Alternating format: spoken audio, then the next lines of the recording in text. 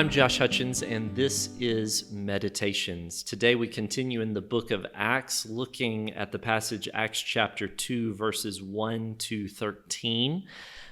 This, of course, is a very important passage in understanding how different parts of the Bible fit together and what God is doing in this new covenant that he has established through Jesus' blood. But we won't be looking at all of those details. I want to look primarily today at verse 7 and meditate for a moment on verse 7 and its implications. So we have the Holy Spirit coming upon these early believers and coming upon them in power so that they are enabled to speak in many different languages as the Spirit enables them. And as this crowd of Jews in Jerusalem, these Jews that have come from all the places across the Roman Empire and beyond, that Jews had been dispersed, as that has occurred, there is a question that comes up from the crowds here in verse 7. Look, aren't all these who are speaking Galileans?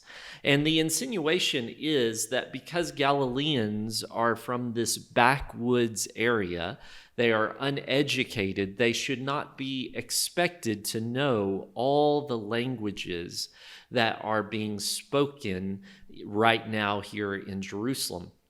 So a Galilean would typically know Aramaic as their first language. They would know maybe some Hebrew from the synagogue that they've picked up. And they would know Greek because that was the trade language that they used to speak with other people groups in the area and beyond. But Galileans were despised as uneducated, as backwoods people. It reminds me of my own state of Kentucky, and one of our famous authors, Jesse Stewart, who was also working in the Department of Education back in his time, would say that Kentucky, in terms of education, would always come in second to last in comparison with the other states of the Union. And so there was a saying in the Department of Education, thank God for Arkansas, because Arkansas at least would be worse than Kentucky. So that same sort of judgmental mentality for Kentucky or Arkansas is what we should think of when we think of Galilee.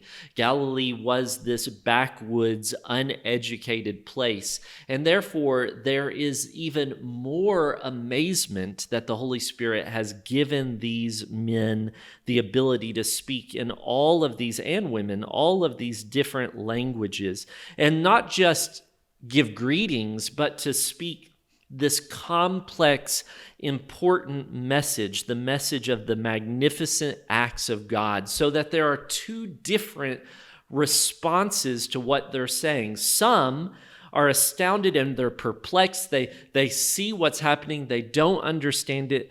But others, they just write it off. These people are drunk. Now, how they explained the fact that they were drunk and speaking in such a way, that makes no sense.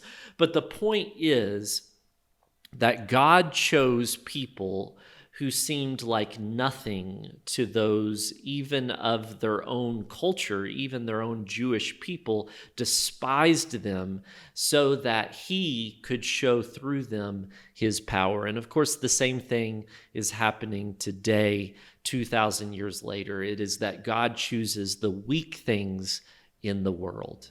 If you've enjoyed this teaching, then go ahead and visit gospellife.org/books and place an order for my most recent book, the Bible Guidebook, which is a part of our Gospel Life Guidebook series that we are starting out. The Bible Guidebook is a book that will introduce you to the world of the Bible. It will introduce you to how to study the Bible, the cultural and historical background to the Bible, and then a basic understanding of every book of the Bible.